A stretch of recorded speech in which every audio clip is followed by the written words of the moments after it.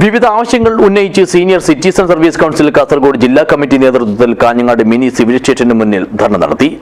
AITUC Kasaragod ജില്ലാ secretary T. Krishnan സമരം ഉദ്ഘാടനം ചെയ്തു. This news sponsored by Emmanuel Silks, Kanhangad, Kannur and Thrissur.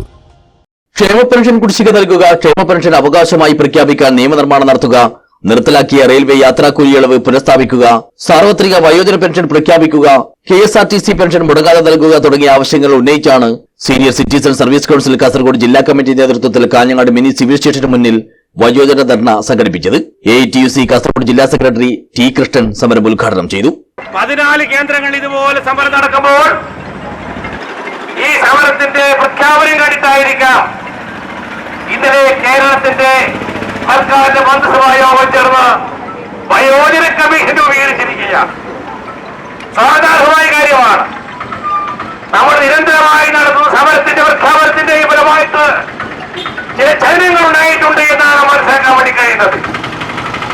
ആ മന്ത്രിസഭാ യോഗം തീരുമാനിച്ച വൈകാലത്തിന് താമസിയാതെ തന്നെ വയോജന കമ്മീഷൻ രൂപീകരിക്കും.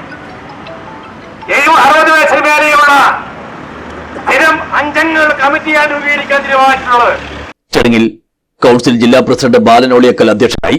സെക്രട്ടറി തമ്പാൻ മേലത്ത് സ്വാഗതം പറഞ്ഞു. P. Vijayakumar, BP Agithaya, KK Valsaran എന്നിവർ സംസാരിച്ചു. News bureau, Kanhangad.